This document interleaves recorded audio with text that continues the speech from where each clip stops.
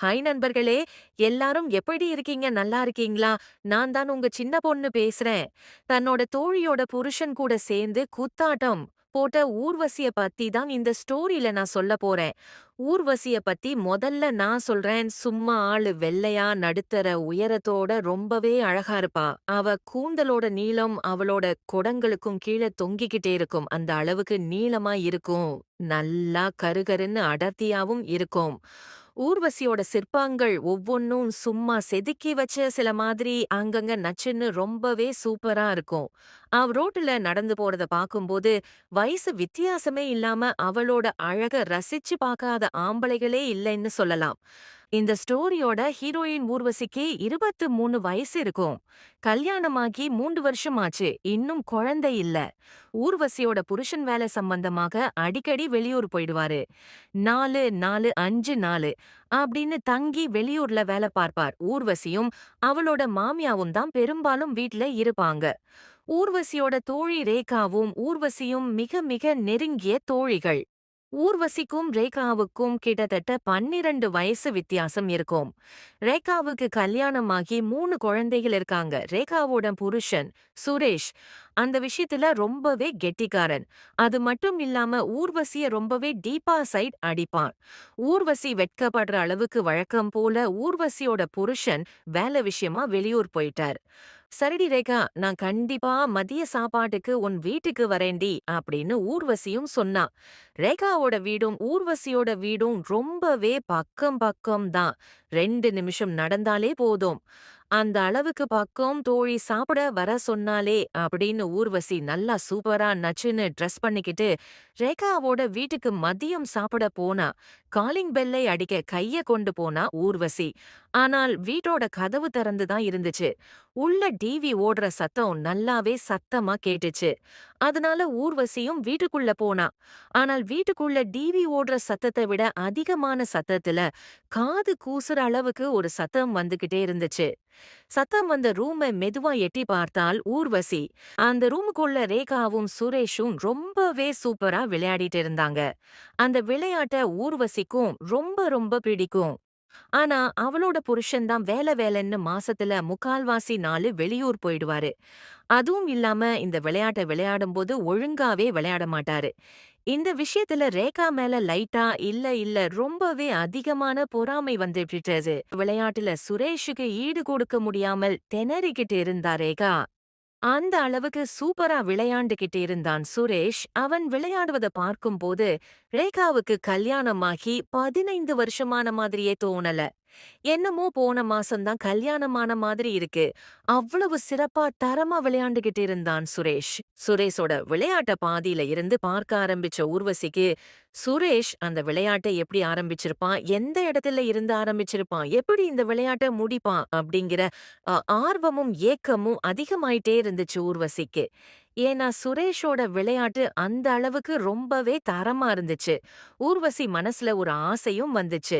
சுரேஷ் கூட சேர்ந்து நாமளும் இந்த விளையாட்ட விளையாண்டு பார்க்கலாமா அப்படிங்கிற ஏக்கமும் ஆசையும் ஊர்வசி அறியாமலேயே அவ மனசுக்குள்ள அதிகமாயிக்கிட்டே இருந்துச்சு.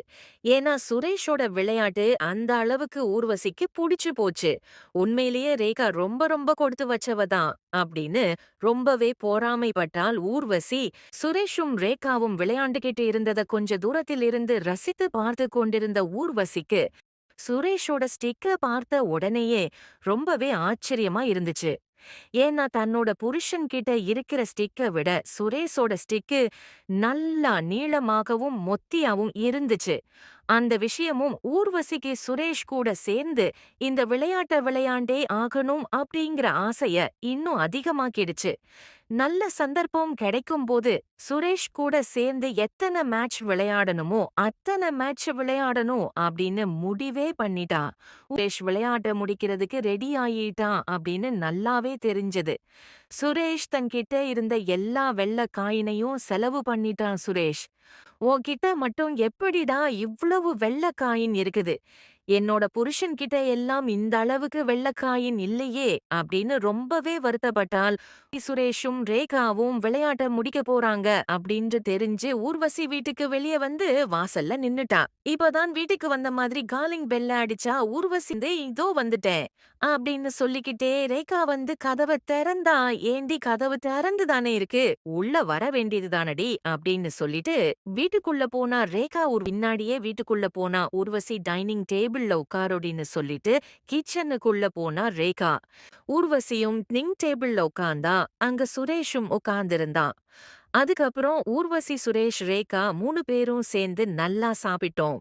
சாயங்காலம் வரைக்கும் அங்கேயே நல்லா அரட்டை அடிச்சு பேசிக்கிட்டு ஜாலியா இருந்தோம். அதுக்கப்புறம் ஊர்வசி நான் வீட்டுக்கு போறேன் கிளம்புனா. ரேகாவும் சரிடி ஊர்வசி போயிட்டு வாடின்னு சொல்லிட்டு மறுபடியும் கிச்சனுக்கு போனா. அப்பதான் சுரேஷ் ஊர்வசி கிட்ட சொன்னா, என்னோட விளையாட்டை நீ ஒளிஞ்சிருந்து பார்த்தத நானும் பார்த்தேன் அப்படின்னு சொன்னதும் ஊர்வசிக்கு அதை கேட்டதுமே ஒரு மாதிரி படபடப்பும் பயமும் வந்துச்சு.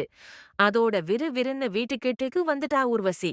ஊர்வசியோட மாமியார் ஊர்வசி கிட்ட கேட்டாங்க, என்னடி அம்மா உன்னோட தோழி ரேகா வீட்டுல சாப்பாடு எல்லாம் நல்லா இருந்துச்சா அப்படின்னு விசாரிச்சாங்க. எல்லாமே நல்லா இருந்துச்சு அப்படின்னு சொல்லிட்டு ஊர்வசி ரூமுக்குள்ள போனா. நைட்டு ட்ரெஸ்க்கு மாறினா. அன்னைக்கு ராத்திரி முழுக்க ஊர்வசிக்கு தூக்கமே இல்லை.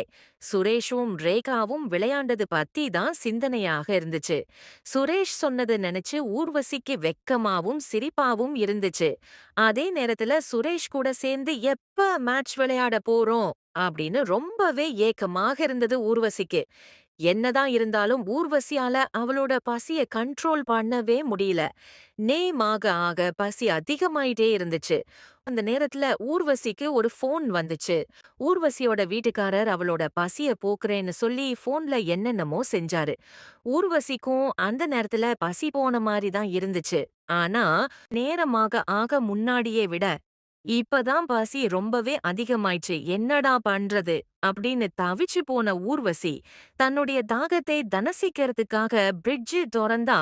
பிரிட்ஜுக்குள்ள இருந்த ஒரு கேரட்ட பார்த்த உடனே ஏக்க பெருமூச்சு விட்டா. ஊர்வசி இன்னைக்கு இந்த கேரட் தான் என்னோட பசிய போக்க போகுது அப்படின்னு சொல்லி வழக்கத்தை விட அதிகமான ஏக்க பெருமிச்ச வெளியாக்குனா ஊர்வசி. அந்த அற்ப சந்தோஷத்திலேயே அசந்து நல்லாவே தூங்கினா. ரேகாவும் சுரேஷும் விளையாடுறத பத்தி தான் நான் உங்ககிட்ட சொன்னேன். அடுத்த ஸ்டோரியில ஊர்வசியும் சுரேஷும் விளையாடுறத பத்தி உங்களுக்கு சொல்றேன் நண்பர்களே. ஓகே, மீண்டும் அடுத்த வீடியோவில் சந்திப்போம். பாய்.